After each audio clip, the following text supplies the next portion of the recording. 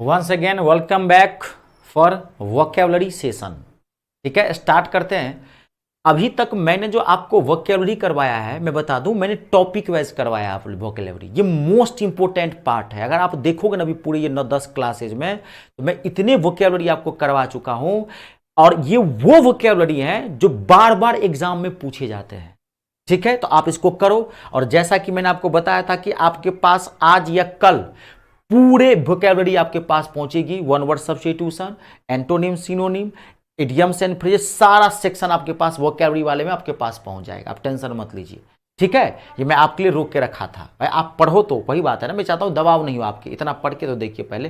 ठीक है, तो आज अब हम क्या कर रहे हैं, अब हम आपको यहां वहां तो करवा ही रहे हैं, वो तो हम दे ही देंगे, प्लस हम यहां करवा रहे हैं। ये वो वोकैबुलरी है जो बार बार एग्जाम में पूछे जाते हैं। और बार बार मैं एक चीज और कर रहा हूं, वोकैबुलरी टफ पार्ट होता है, इसको आपको बढ़िया से पढ़ना पड़ेगा, इस पर थोड़ी मेहनत करनी पड़ेगी। ठीक है, तो ये मैं आपको पूरा मिक्सअप करवा रहा हूं जो प्रीवियस ईयर के एग्जाम में आए हुए हैं। ठीक है, सिस्टम से ही करवा रहे हैं, पूरा एकदम आप माइंड में छापते जाना। ठीक है, देखो क्या होता है ना कि मैं अगर देखो, मेरा एक उद्देश्य है कि मैं क्लास में मैं चाहूं तो यहां भी पूरा पीडीएफ जो मैं कल दूंगा ना, पूरा पीडीएफ मैं यहां लाऊं और एक एक पीडीएफ कैसे ऐसे बोलते चला जाऊं, आपको मजा नहीं आएगा।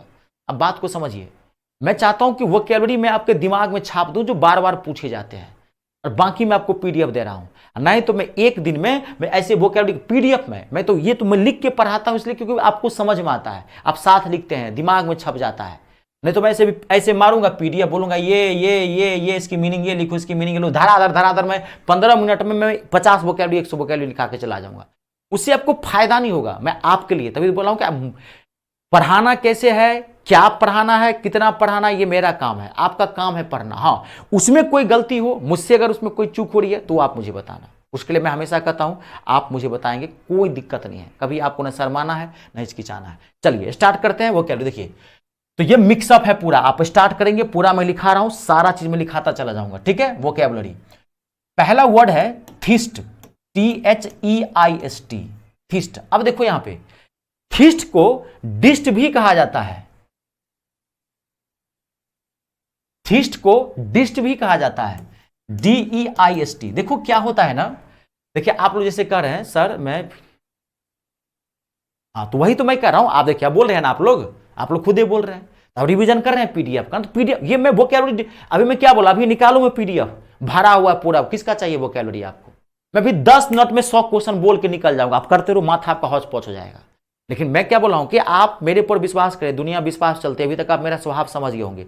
मेरा यह उद्देश्य है कि जो बार बार पूछे जाते हैं वो मैं आपको दिमाग में छाप दूं, इसलिए मैं कहानी टैप घुमा फिरा के बता रहा हूं, और बाकी मैं आपको दे रहा हूं, वो आपका काम है। अब देखिए आप लोग, अब देखिए सिनोनिम, इंटोनिम, वो माइंड में रखना ही पड़ेगा। कुछ पार्ट जो है वो आपको माइंड में ही रखना ही पड़ेगा। जीके जीएस आपको, मैं कह रहा हूं कोई भी टीचर, दुनिया के किसी टीचर की उतनी औकात नहीं है कि आपको जीके जीएस समझा सके। समझाएगा क्या समझाएगा? रोलेक्ट एक्ट कब पारित हुआ? 13 अप्रैल 1919। कोई भी टीचर आपको यही बताएगा, वो डाटा आपको याद रखना है, 13 अप्रैल 1919। कोई टीचर कितना भी आपको अच्छे से समझा दे, लेकिन ये फैक्ट है, ये याद रखना ही पड़ेगा आपको। समझाने का तरीका अलग अलग हो सकता है टीचर का, जो चीजें फैक्ट है उसको क्या करोगे आप, मैथ को समझ सकते हो, ग्रामर को समझ सकते हो, वो चीजें आपको समझनी पड़ेगी। ये तो फैक्ट है ना, वो माइंड में रखना ही पड़ेगा, वो तो मेहनत करनी पड़ेगी। इसलिए पढ़िए घर पे, बार बार मैं कह रहा हूं पढ़िए। और माइंड पर 2 वर्ड होते हैं, इंग्लिश में और हिंदी में 2 शब्द है, मैं आपको बताता हूं। एक शब्द है चिंता, वरी, एक है चिंतन, इंट्रोस्पेक्शन। चिंता और चिंतन दोनों अलग अलग चीजें हैं। चिंता का मतलब क्या होता है, आप करते कुछ नहीं है, भर दिन खाली टेंशन में है, मैथ नहीं हो रहा है, इंग्लिश नहीं हो रही है, वोकैबुलरी नहीं हो रहा है, जीके नहीं हो रहा है, खाली टेंशन में, चेहरा सुखा लिए हैं, 18 साल के दिख रहे हैं, 80 साल के, काला पड़ गया चेहरा टेंशन में, उसे बोलते हैं चिंता करना, वरी मोड। समझ रहे हैं? एक होता है चिंतन, क्या पढ़ना है, मैथ, इंग्लिश, शुरू कर दीजिए, वर्क में एग्जीक्यूट कीजिए, सोचिए मत। कुछ बच्चा बैच भी लेगा, 20 दिन तक तो पहले सोचता है कौन सा बैच लूं, कौन टीचर पकड़ूं। ले भाई सोचे, अच्छा लगा धर से ज्वाइन को, टाइम क्यों खराब कर रहे हो। कुछ बच्चा सोचता है, करता नहीं है, उसका खाली थिंकिंग मोड होता है, एग्जीक्यूशन मोड होता है नहीं। काम करो ना, अपने आप काम आसान हो जाएगा। पढ़ के देखो ना, सब कुछ आसान हो जाएगा। खाली सोचने से नहीं होता, एग्जीक्यूट करना पड़ेगा। वो सोचेंगे, टेंशन बढ़ता जाएगा, दबाव बढ़ता जाएगा। आप छात्र हैं, युवा हैं, आप में उतना प्रेशर नहीं है झेलने की, इसलिए आप एकदम जो मैं कह रहा हूं आप करें और अपना बेस्ट दें। कभी भी याद रखने, अपनी ड्यूटी की चिंता करना, रिजल्ट की कभी चिंता मत करो। गीता में क्या लिखा हुआ है वो भी नहीं जानते, वाह, पूरी दुनिया की सबसे बेहतरीन भगवत गीता, उससे बड़ा ग्रंथ अभी तक नहीं हुआ, रामायण महाभारत और भगवत गीता, पूरी दुनिया उस पर सर्च कर रही है। कर्म आप करोगे, फल देने वाला कोई और है। कर्म अच्छा रहेगा, फल अच्छा मिलेगा, कर्म बुरा रहेगा, फल बुरा मिलेगा। लिख लेना, पढ़ के जाओगे, पढ़ नौकरी लगेगी, नहीं पढ़ोगे नहीं नौकरी लगेगी, लेकिन फल की टेंशन नहीं। वो कब देंगे, कहां देंगे, कैसे देंगे, वो उनका काम है। आपका काम है अपना बेस्ट देना, हर एग्जाम में लगे रहना। मैंने ऐसे स्टूडेंट देखा है जो 5-5 सालों तक पढ़ता है, तब जाके नौकरी मिलती है। तो मैं आपको हर चीज, हाँ कुछ ऐसे भी स्टूडेंट है 6 महीना साल भर में तैयार, लेवल अच्छा होता है, वो पूरा 9, 10, 12 तक मेहनत किया है, बैकग्राउंड अच्छा है, उसको पता है खाली सिलेबस में पढ़ना क्या है, मेहनत किया, 6 महीना निकाल लिया। थीस्ट और डिस्ट दोनों वर्ड सेम है, ये सिनोनिम हो गया, और ये क्या हो गया, वन वर्ड सब्स्टिट्यूशन हो गया। थीस्ट और डिस्ट दोनों का मतलब होता है आस्तिक। ध्यान से सुनना, आस्तिक, मैं हिंदी भी लिख दिया हिंदी वाले के लिए। आस्तिक का मतलब क्या होता है, जो भगवान में विश्वास करता है। वन हु, धराधर, one who believes in God, one who believes in God, जो भगवान में विश्वास करता है। गॉड के बदला वहां पे सुप्रीम पावर भी दे सकता है, वहां पे सुप्रीम बीइंग भी दे सकता है। बात को समझ रहे हैं, ये चीज समझना पड़ेगा, रटना मत। अब थीस्ट और डिस्ट ये दोनों सिनोनिम है इसके, और ये वन वर्ड सब्स्टिट्यूशन आपका हो गया, समझ गए। अब देखिए, अब आप एक चीज समझ लेना, यहां पे देखो अंत में क्या, थोड़ा ध्यान से देखना, आईएसटी लगा हुआ है, यहां पे भी आईएसटी लगा हुआ है। आप ध्यान सुनना, वहां पे इसका कोई भी मोड दे सकता है, आपको आईएसटी वाला भी दे सकता है, ध्यान से सुन लेना, आपको आईएसएम भी दे सकता है, लास्ट में लगा होगा, या आईएसटीआईसी भी दे सकता है। तीनों में से कोई वर्जन दे सकता है थीस्ट का। एक बार समझो, सब में आता है, ये सफिक्स है। यहां पे थीस्ट भी दे सकता है, या थिज्म भी दे सकता है। यहां पे क्या दे सकता है, थिज्म, THEISM। थीस्ट नहीं दे करके थिज्म लिखा रहेगा, या थिज्म नहीं लिखा करके थिस्टिक लिखा रहेगा, THEISTIC, थिस्टिक। तीनों की मीनिंग सेम है, आप समझ लेना, सब भगवान में विश्वास कर, लेकिन है अंतर। अभी देखो मैं उतना डीप नहीं, ये जो है ये डूइंग नाउन होता है, ये थ्योरेटिकल नाउन है, और ये एडजेक्टिव फॉर्मेट है, लेकिन तीनों लॉजिकली समझ लेना गॉड से रिलेटेड वर्ड होते हैं, गॉड बिलीविंग वर्ड है, जो गॉड में विश्वास करता है। आप थिस्ट, थिज्म, थिस्टिक, तीनों में से कोई, इसका भी दे सकता है, डिस्ट, डिज्म, डिस्टिक। बात को समझ गए। अब देखिए अगला, नेक्स्ट, थीस्ट के पहले ओ लगा दो, ओ थीस्ट। अब मैं खाली आपको आईएसटी मोड वाला लिखाऊंगा, आईएसटी मोड वाला मैं ये वाला लिखाऊंगा, इसमें से कोई भी दे सकता है, क्योंकि ज्यादातर यही आता है। थीस्ट, इस थीस्ट के पहले ओ लगा दो, ओ थीस्ट, या फिर डिस्ट के पहले भी ओ लगा दो, सिर्फ लेटर लगा दो, ओ डिस्ट। इसका मतलब हो गया नास्तिक, नास्तिक।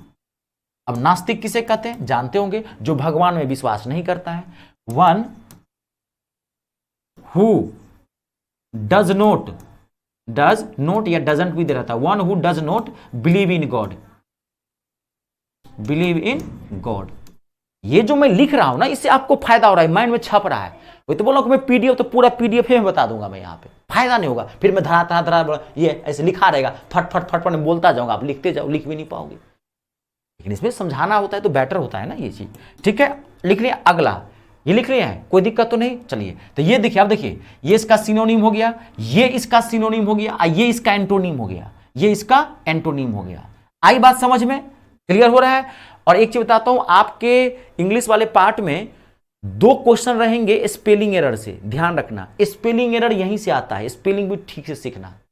इंग्लिश में जो वर्ड की स्पेलिंग आपको हार्ड लगे, उस सारे वर्ड की स्पेलिंग सीखो, इसका और कोई तरीका नहीं है। स्पेलिंग एरर का तरीका कोई नहीं है, ठीक है। तो इसकी स्पेलिंग भी, जो वर्ड हार्ड लगे उसकी स्पेलिंग आज से सीखना शुरू कर दो। 2 वर्ड खेल खेल में आपको 2 क्वेश्चन वहां पे बन जाएगा, ठीक है जी। और मॉर्निंग में जो मैं इंग्लिश करवा रहा हूं यूट्यूब पर, वो आपको प्रीवियस ईयर क्वेश्चन देखना बहुत जरूरी है। मैं बार बार कहूं, वो देखना बहुत जरूरी है। वो प्रॉपरली मैं आप ही लोगों के लिए करवा रहा हूं। मैं यहाँ पे क्योंकि टाइम कम है तो यहाँ नहीं करवाया जा सकता, टाइम ज्यादा रहता तो मैं आपको ग्रामर वोकैबुलरी का ना सेट करवाता। मैं जीडी में करवाने वाला हूँ, पूरा प्रीवियस ईयर का पढ़ाऊंगा भी, साथ साथ सेशन भी चलेगा उसमें टाइम है। तो जनवरी फरवरी में पेपर है, तभी तो बोल रहा हूँ ज्वाइन कर लेना। और आप में नहीं है, तो मैं आपको यूट्यूब पर इसलिए बना, वो आप लोगों के लिए प्रॉपरली मैं करवा रहा हूँ। भले वहाँ तो जो गरीब बच्चों का भी भला हो रहा है भाई, सबका टीचर का काम खाली यही नहीं होता है कि सब में पैसा, मेरा एक उद्देश्य अलग है, तो उसको भी दे रहा हूँ, बाकी आप इधर भी करते रहिए, वो देखते रहिए, ठीक है, उसका आपको फायदा हो रहा है। अतिष्ट अदिष्ट, अगला देखिए यहाँ पे लिख ले, अगला देखिए बहुत इंपॉर्टेंट वर्ड है अगला, फैटलिस्ट, FATALIST। फैटलिस्ट मतलब होता है भाग्यवादी, जो भाग्य में विश्वास करता है, भाग्यवादी। वन हु, फटाफट लिखना, one who believes in God, beliefs in God, sorry extremely sorry, one who believes in luck. वहां पे लक भी दिया रह सकता है, ध्यान सुनना, वहां पे फेट भी दिया रह सकता है, FATE, वहां पे डेस्टिनी भी दिया रह सकता है, DESTINY, और वहां पे वाई, वहां पे फॉर्चून भी दिया रह सकता है। चारों में से कोई दिया रह सकता है, कोई भी,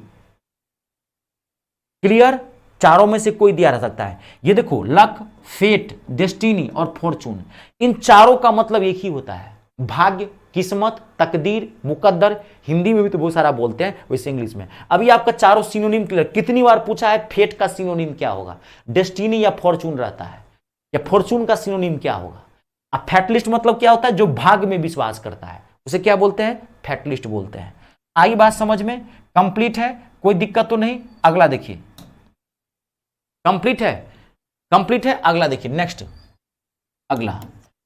अब यहां ध्यान देखना, 3 वर्ड है बहुत ही अच्छा। एक चीज मैं आपको और बता दूं, यहां पे देखिए, यहां पे मैं फेट लिखा हूं ना, फेट की 2 मीनिंग होती है, ध्यान से सुन लेना, मैं यहां लिख दे रहा हूं, देखो फेट की 2 मीनिंग होती है, ठीक है। In English a lot of words are such that which have 2 and more than 2 meanings. English में बहुत सारे ऐसे वर्ड्स होते हैं जिसकी 2 या 2 जाए। तो एक तो फेट मतलब क्या होता है, अभी मैं आपको बताया था, अभी फेट मतलब क्या होता है, फॉर्चून या डेस्टिनी या लक, एक तो फेट। और एक फेट का मतलब होता है डेथ, मृत्यु, 2 मीनिंग होती है। अभी सेंटेंस में यूज के ऊपर निर्भर करता है कहां क्या दिया हुआ है, डेथ।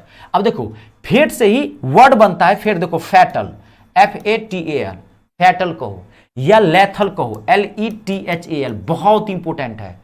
इसी फेट की जो मीनिंग होती है डेथ, इसी से एक वर्ड बन के आता है, फैटल FATL या लेथल LETH। इन दोनों का मतलब जानते क्या होता है, जानलेवा, घातक। इसका मतलब क्या होता है, जानलेवा, घातक, प्राणनाशक, जान लेने वाला, कॉजिंग डेथ, कॉजिंग डेथ।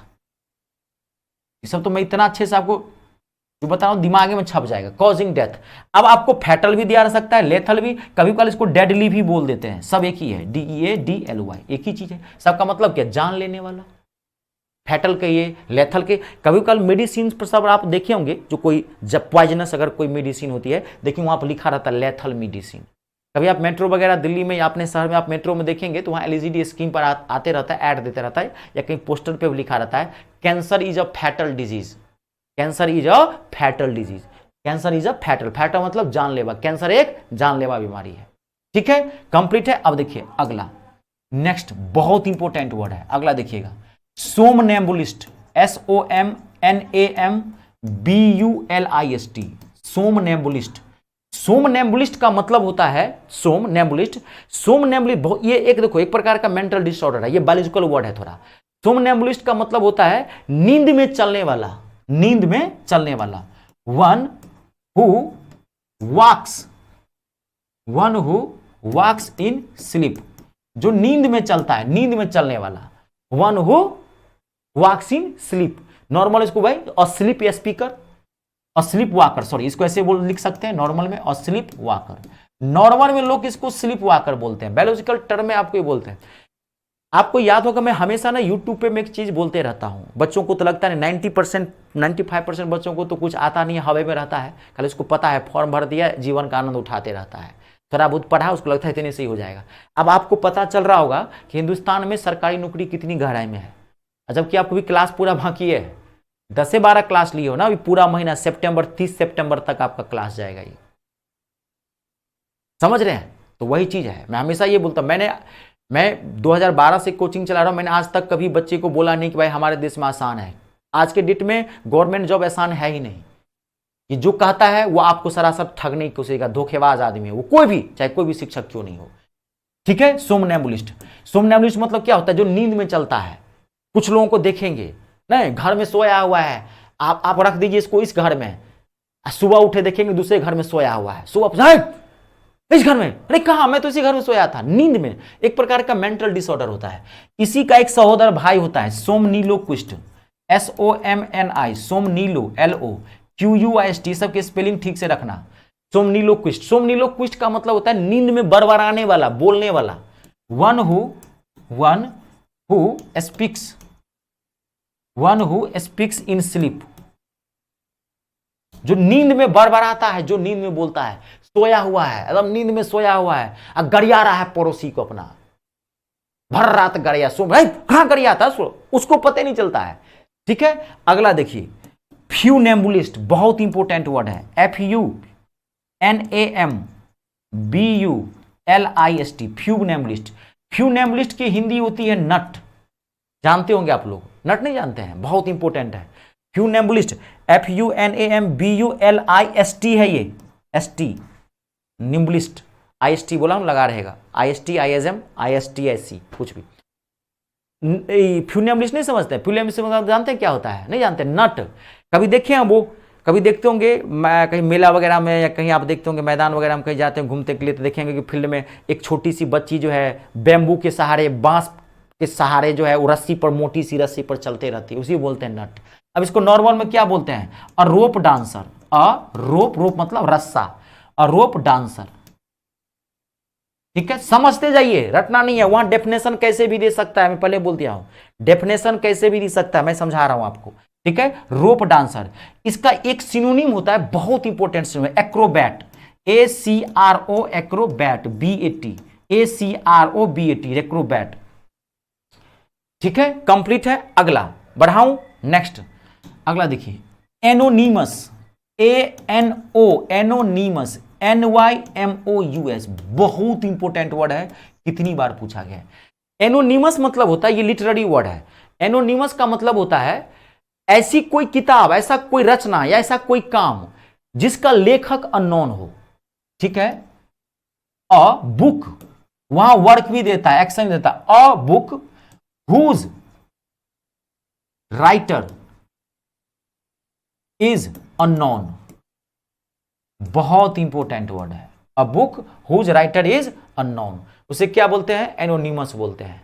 ठीक है, अब देखिए, catalogue, CATA, catalogue, LOGUE, catalogue मतलब आप समझते होंगे, तो बहुत सिंपल वर्ड है। कैटेलॉग मतलब क्या होता है? A book of lists, a book of lists in a library. अक्सर वहां लाइब्रेरी दिया जाता है, आजकल तो 5 स्टार होटल में भी कैटेलॉग चलता है, आजकल 5 स्टार होटल में भी कैटेलॉग चलता है। पूरा मीनू नहीं बोलते हैं जिसको, उसे बुलाता है कैटेलॉग। आई बात समझ में। एक वर्ड होता है diary, DIA, diary, DIARY, diary. Diary का मतलब, डायरी मतलब किसे बोलते हैं जानते होंगे, a book in which, a book in which regular events, रोज की जो होती है, डायरी में लोग यही लिखते हैं, रेगुलर इवेंट्स। ध्यान से देख लेना, regular events are recorded, recorded, RECORDED, recorded, diary उसे बोलते हैं। आई बात समझ में, क्लियर है। अब एक होता है डायरेक्टरी, ये तो मतलब डायरी आप बनाते हैं तो रोज की घटना लिखते हैं, आज क्या किए, कितने बजे उठे, कितना, डायरी का मतलब यही होता है। डेफिनेशन समझ ले, डायरी यूज करते होंगे, डेफिनेशन समझ लेना। एक होता है, मैं यहां पर लिख दूं, जगह है क्या, लिखा है जगह, डायरेक्टरी, DIRECTORY, बहुत इंपॉर्टेंट वर्ड है। अब ये डायरेक्टरी तो नहीं चलती है क्योंकि अब मोबाइल का जमाना आ गया। पहले जमाने अपने घर में देखेंगे एक ऐसी किताब हुआ करती थी जिसमें ना पूरा नाम अब पता रहता था, अ बुक, या लिस्ट भी कह सकते हैं, a book of names and address, names, NAMES, names and address, names and address. आई बात समझ में, डायरेक्टरी उसे बोलते हैं जिसमें आपको जो है क्या है वो अब नहीं चलता है, ये अब पहले जवान देखेंगे, अपने घर में देखेंगे, अपनी मम्मी पापा या कोई रखते होंगे जिसमें नाम रहता है, उसमें रहता है एमसीडी वाले का, सबका किसान विभाग वाले का, सबका नाम नंबर लिखा था, बीडीओ का, सबका नाम पता लिखा रहता है। सरकारी आपके जो जरूरतमंद के जो सरकारी कर्मचारी होते हैं उसका जो नाम लिखा रहता है उसमें बोलते हैं डायरेक्टरी। बहुत इंपॉर्टेंट वर्ड है।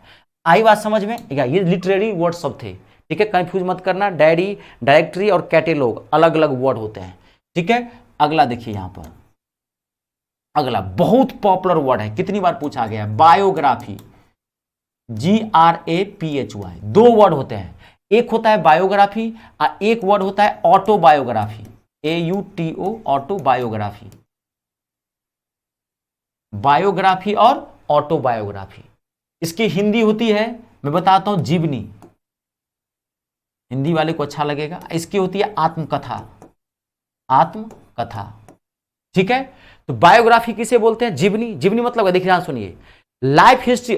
आत्मकथा और जीवनी में बायोग्राफी और ऑटोबायोग्राफी अंतर है। कोई भी महान व्यक्ति है, सुन लेना, समझ लेना, कंफ्यूज करेगा वहां पे।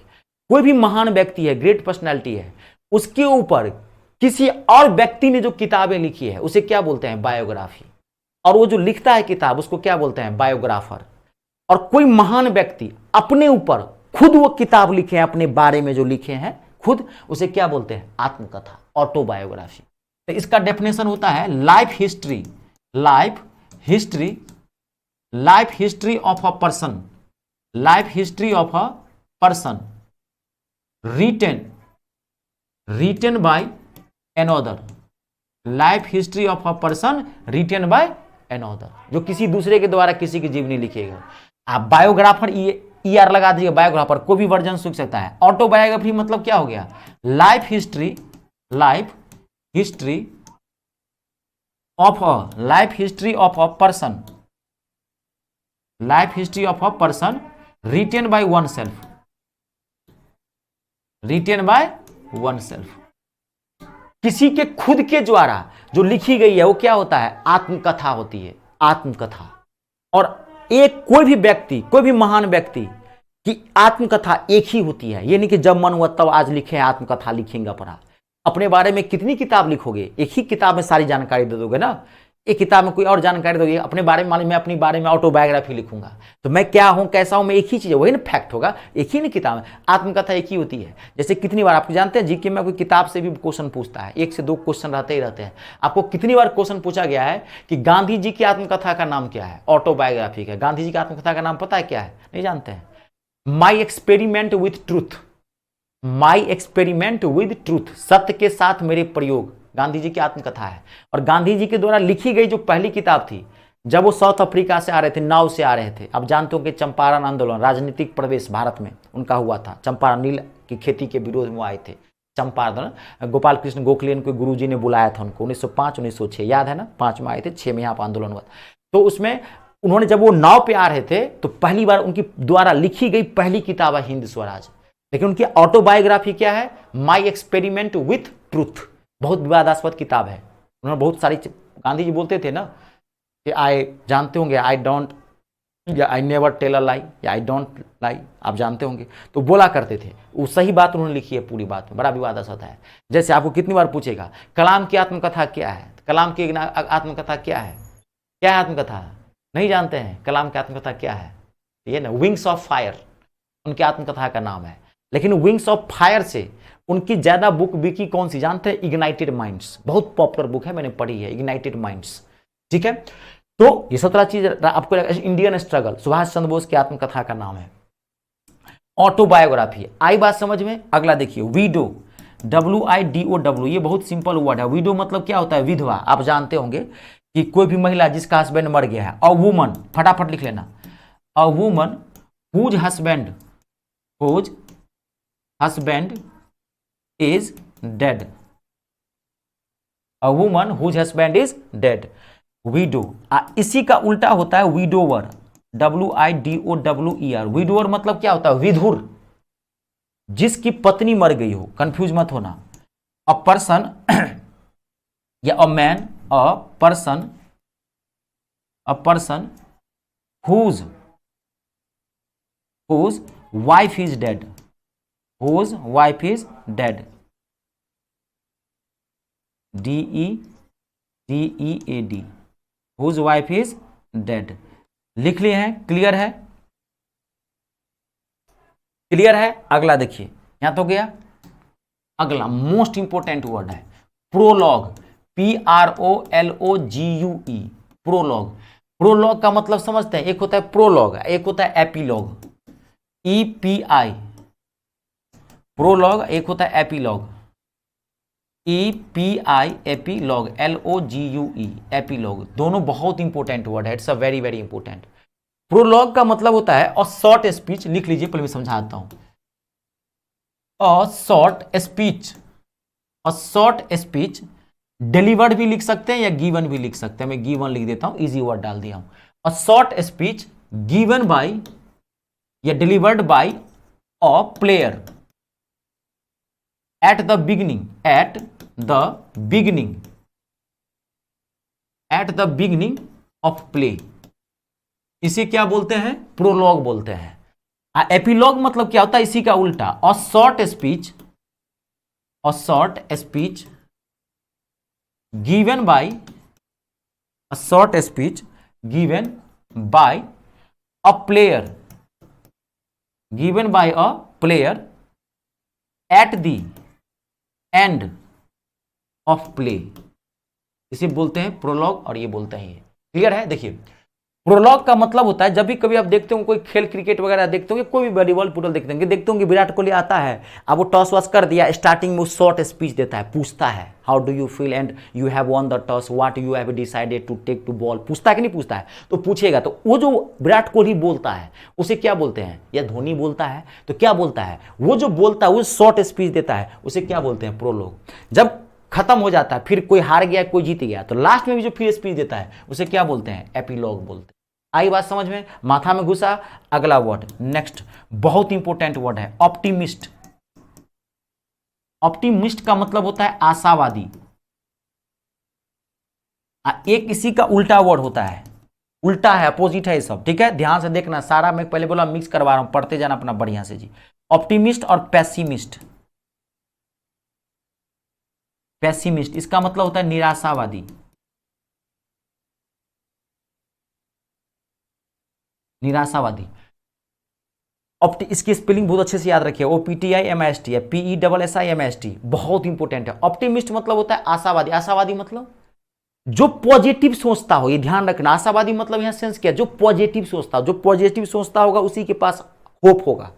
होप का डेफिनेशन मत मारना, इसका मतलब हो गया one who thinks, one who thinks positive, जो पॉजिटिव सोचता हो, वन हु थिंक्स पॉजिटिव। अक्सर वहां दे देगा पॉजिटिव थिंकर, ऐसे भी वहां देता है, देखो डिफिनेशन में लिखा दे रहा हूं, समझ जाना पूरा। वहां ऐसे भी देगा one who looks positive part of a thing, white part of a thing, ऐसा दिया रहता है इसका डेफिनेशन। निराशावादी मतलब जो निगेटिव सोचता हो, ठीक है? One who thinks negative, one who thinks negative, जो और निगेटिव थिंकर, जो निगेटिव सोचता है।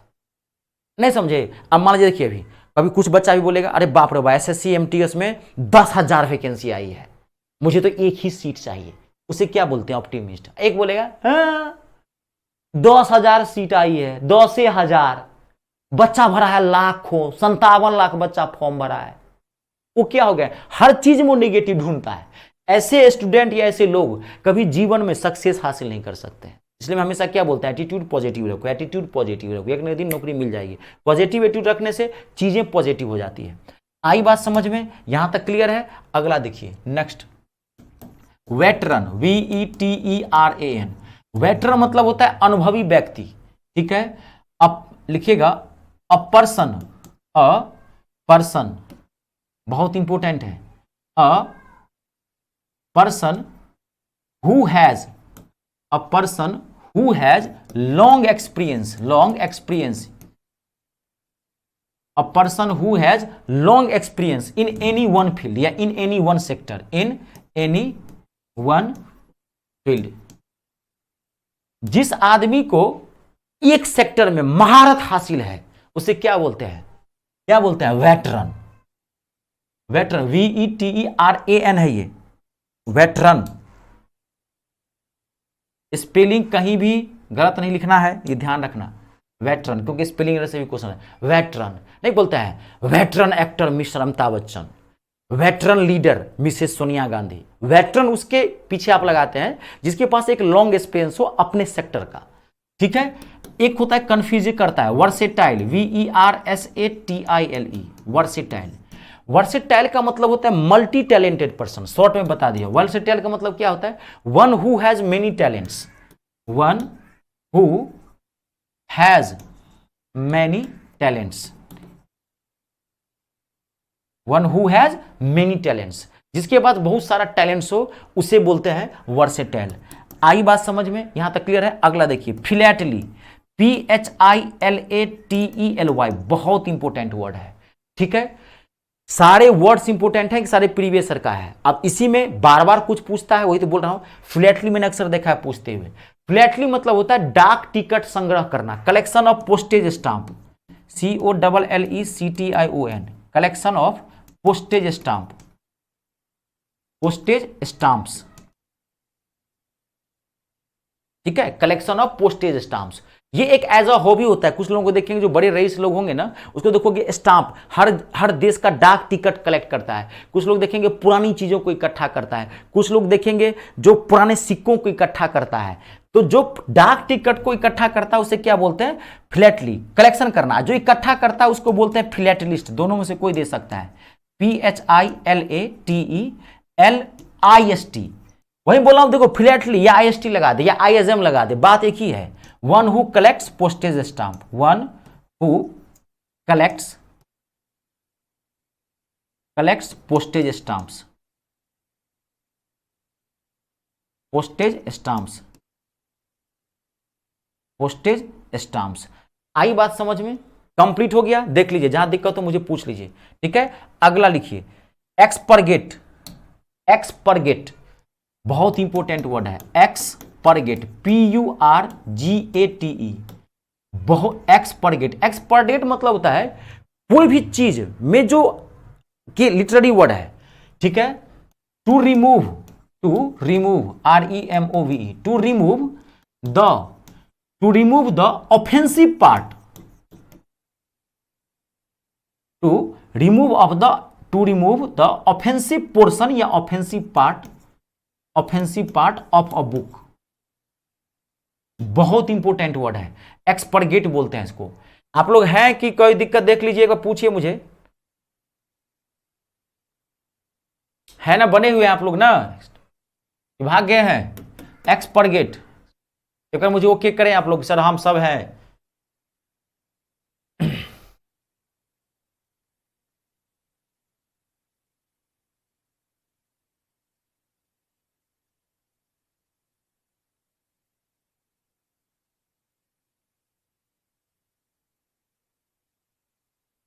क्लियर है?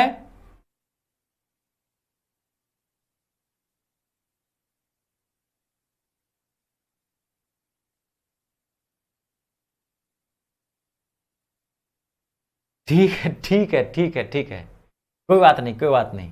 क्लियर है सब लोग ना, बने हुए हैं ना। चलिए अगला, एक्सटेम्पर, EXTEMPOR, बने हैं कि नहीं सब लोग? ठीक है, एक्सटेम्पर बहुत इंपॉर्टेंट है। एक्सटेम्पर का मतलब होता है कि बिना तैयारी किए कोई स्पीच देना, और speech delivered without earlier preparation या before earlier preparation, without earlier preparation. Clear है? कंप्लीट, कोई दिक्कत? ये आपका पूरा मिक्स चल रहा है, ये जो vocabulary, antonym, synonym, one words, constituent, सारा इस सिस्टम से पूरा आ जाएगा, ठीक है। ये पूरा चल रहा है आपका एक साथ, ठीक है। ये पूरा माइंड में एकदम फिट कर लेना है। कंप्लीट, तो क्या लिख रहे हैं, एक्सटेम्पर, बहुत इंपॉर्टेंट है, ध्यान रखना, ठीक है। Extempore, a speech delivered without earlier preparation, बिना तैयारी के कोई बात भी जो बोल देते हैं, उसे। अब देखिए अगला बहुत इंपोर्टेंट, यहां तक लिख लिया ना सब लोग, कोई दिक्कत तो नहीं है। अगला देखिए बास्टर्ड, BASTARD, बास्टर्ड। बास्टर्ड को इलेजिटिमेट भी बोलते हैं, मैं आपको बताता हूं, इसका स्पेस अभी छोड़ता हूं, मैं पहले बताता हूं। एक होता है बास्टर्ड और एक होता है लेजिटिमेट, बहुत इंपॉर्टेंट है। बास्टर्ड या लेजिटिमेट। अब देखो बास्टर्ड को इलेजिटिमेट भी बोलते हैं, खाली इसके पीछे IL लगा दो, ILLE mate, illegitimate, MATE, illegitimate. ये दोनों वर्ड क्या है, सिनोनिम है। ये क्या हो गया दूसरे का, अपोजिट वर्ड हो गया, एंटोनिम। बास्टर्ड कही या इलेजिटिमेट, इसका मतलब जानते क्या होता है, नाजायज संतान। ये एब्यूजिव वर्ड में आता है, नाजायज संतान, नाजायज संतान, अवैध संतान, ठीक है। और चाइल्ड यहां लिख लीजिएगा, और child, child born of unmarried parents, unmarried parents. और लेजिटिमेट का मतलब होता है वैध संतान, जायज संतान, लेजिटिमेट, ठीक है। अ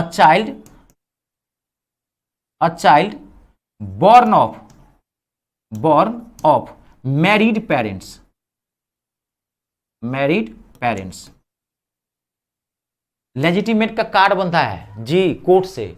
हम आपके लिए तो कोई दिक्कत नहीं, हम आप तो समान घर से, हम आपके पास 1000-2000 करोड़ थोड़ी है। इसमें पैतृक संपत्ति पर कोर्ट से जब दावा होता है तो लेजिटिमेट कार्ड बनता है। हम इनके पिताजी, ये हमारे पिताजी हैं, या हम इनके पिताजी हैं, ये हमारे बेटे हैं, या बेटा आपके ऊपर दावा कर सकता है, लेजिटिमेट कार्ड बनता है संतान के लिए।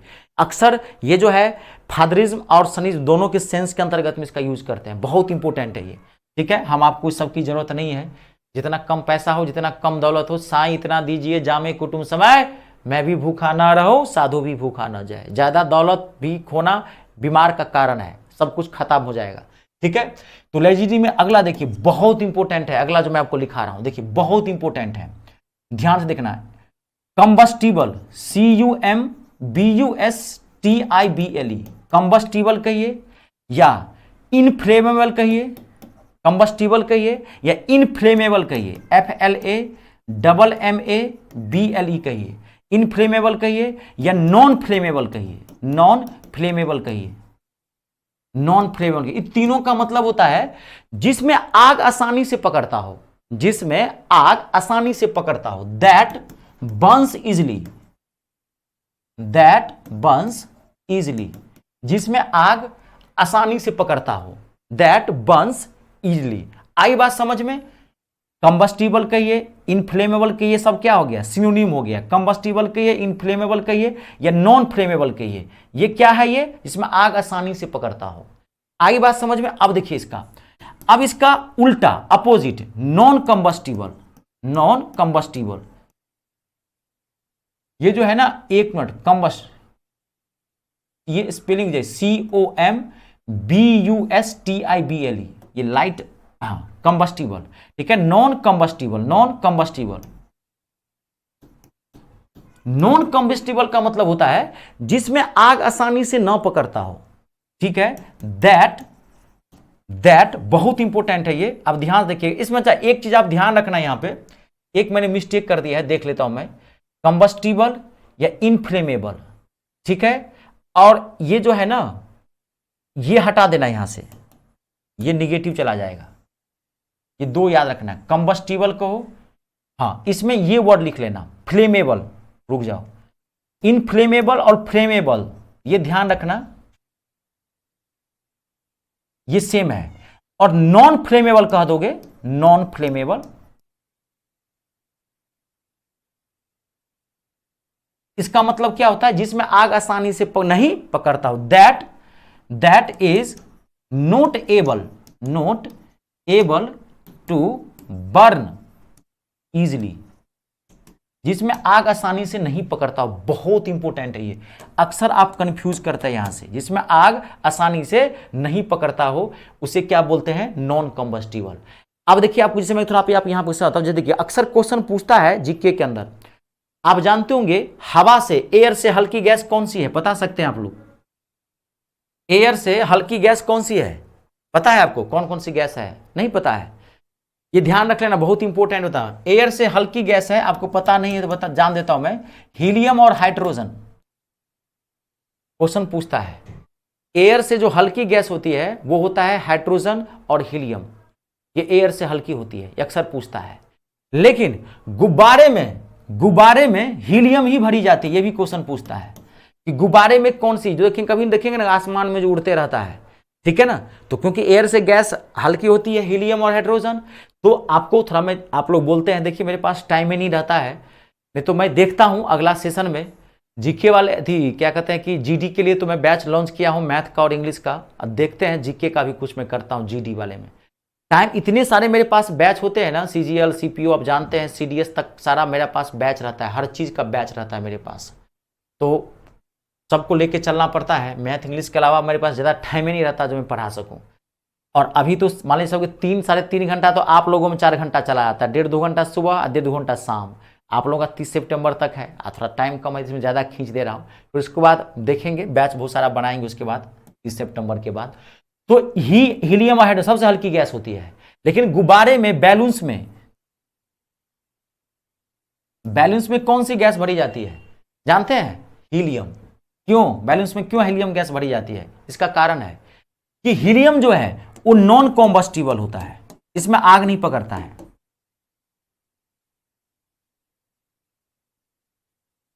बहुत इंपॉर्टेंट है। और हाइड्रोजन जो है वो कम्बस्टिबल होता है, इसमें आग भट से पकड़ लेगा, इसलिए कभी गुब्बारा फूट गया, कहीं आग के संपर्क में आया तो दुर्घटना घट सकती है, इसलिए हाइड्रोजन ही डाला जाता है। इसलिए क्या डालता है? हीलियम डालता है। दोनों एयर से हल्की है। मैं आपको एक जानकारी दे दिया हूं जीके का, ठीक है। इनएक्टिव गैस पढ़े होंगे ना, पढ़े हैं, फ्रेयॉन, जेनॉन, रेडॉन पढ़े हैं नहीं? टोटल 7 इनएक्टिव गैस होते हैं। चलिए कोई बात नहीं, थोड़ा सा आप ना जीके जीएस पे भी आप लोग फोकस करें।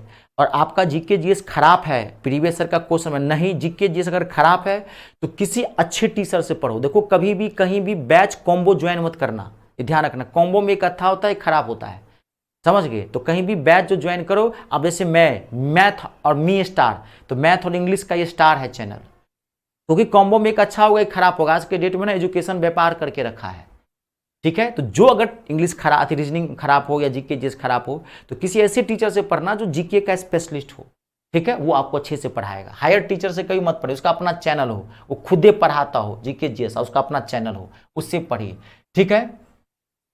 क्लियर है? आगे बढ़े, देखिए अगला है lexicographer, LEXICO, lexicographer, GRAPHER, lexicographer. Lexicographer मतलब होता है शब्दकोश निर्माता, जो डिक्शनरी को बनाता है। One who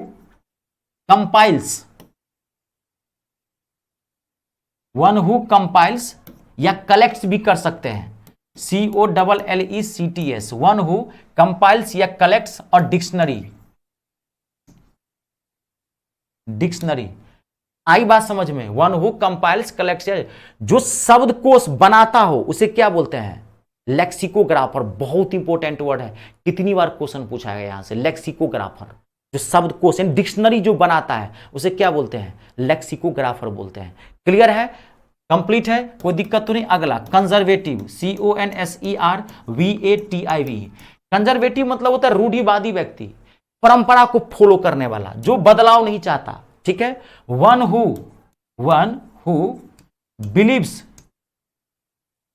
believes in keeping things as they are, वो जैसा है वैसा ही, कोई बदलाव नहीं चाहता। महिलाएं पहले घर में रहती थी, घर में रहे, ठीक है, साड़ी पहन के रहती थी, साड़ी पहन कर, अब जींस पैंट टी शर्ट पहन के बाहर क्यों निकली? परंपरा को फॉलो करने वाला, जो कस्टम और ट्रेडिशंस को फॉलो करता है, उसे बोलते हैं, क्या बोलते हैं? कंजर्वेटिव। क्लियर है? कंप्लीट। वी यहां लिख लीजिएगा, VA, कंजर्वेटिव। अगला स्टोइक, STOIC। स्पेलिंग अगर कहीं मुझसे लिखा जाए तो मिस्टेक, ऐसे तो मैं देख लेता हूं, नहीं तो आप मुझे बता दीजिएगा, ठीक है। स्टोइक, STOIC, स्टोइक बहुत इंपॉर्टेंट वर्ड है, ठीक है। क्लियर है? कंप्लीट? क्या करें, छोड़ दे क्या, रहने दें? कोई नहीं, लास्ट क्वेश्चन है, कोई बात नहीं, मैं लिख देता हूं, हटा देता हूं, ठीक है। Stoic, STOIC, stoic. Stoic, stoic का मतलब होता है वैराग्य। वैराग्य मतलब समझते हैं? वन हु इज, चलिए लास्ट करते हैं, कोई बात नहीं। वन हु इज नॉर्मल, और वहां दिया रहेगा इक्वल, नॉर्मल और equal in pen and pleasure, in pen and pleasure. कोई नहीं, लास्ट में कर देता हूं यहीं पे। क्लियर है? स्टोइक, स्टोइक मतलब क्या जानते हैं? गौतम बुद्ध के लिए यूज किया गया इस वर्ड को। ये सब नहीं कर सकता है। ऐसा पर्सन जिसको न सुख से लेना देना है न दुख से लेना देना है। हम आपको क्या होता है, आम जनजीवन में संभव नहीं है। क्यों? कि हम आपको क्या होगा, 5 गो रुपया मिल गया तो खुश, 5 गो रुपया समोसा खा लेंगे, मोमोज खा लेंगे। नहीं, 100 गो रुपया मिल गया, मजा आ गया, 500 रुपया। अब 500 रुपया खो गया, इतना बड़ा मुंह लटका लेंगे, आज 500 खो गया, खाना नहीं खाए। तो ये आम जनजीवन में संभव नहीं है। ये गौतम बुद्ध, ये जानते हैं प्रॉपरली गौतम बुद्ध के लिए यूज किया गया था। प्रॉपरली गौतम बुद्ध के लिए यूज किया गया था। आई बात समझ में? स्टोइक, क्योंकि उनको न सुख से लेना देना था न दुख से लेना देना था। ठीक है, चलिए आज यहीं तक रहने दीजिए। ठीक है, और बहुत हैवी करवा दिया मैंने, और आपको जानते हैं मैं 500 से ज्यादा वोकैबुलरी करवा चुका हूं, पूरा गिनना 500 से ज्यादा अभी तक, तो मैं कम तो नहीं करवाया। उसको आप कर लेना, और आपको कल पूरा आपको PDF पूरा मिल जाएगा। ठीक है, आप उसको अपना आराम से पढ़ते रहना, और ग्रामर वाले पार्ट पे फोकस करना है कि रूल को पढ़ने को नहीं। ग्रामर वाला पार्ट में ना एक भी क्वेश्चन नहीं छूटेगा आपको, मैं पहले बता देता हूं। वोकैबुलरी में एक आध मिस हो सकता है, एक आध, 1%, समझ गए ना। ग्रामर थोड़ा बढ़िया, हाँ इसको पढ़ना बढ़िया से, सब कुछ पढ़ो, मेहनत करो। अब ये टाइम है, अरे जब टाइम कम हो स्टडी आवर बढ़ाओ। अभी 1 महीना है ना आपके पास, 12 घंटा पढ़ो, ये 3 घंटा में कन्वर्ट हो जाता है, 3 महीना में कन्वर्ट हो जाएगा। चलिए ठीक है, आज के लिए इतना ही। मुझे उम्मीद है आप सबको अच्छा लगा होगा। फिर मिलते हैं नेक्स्ट क्लास में। ठीक है, जय जवान, जय किसान, जय हिंदुस्तान।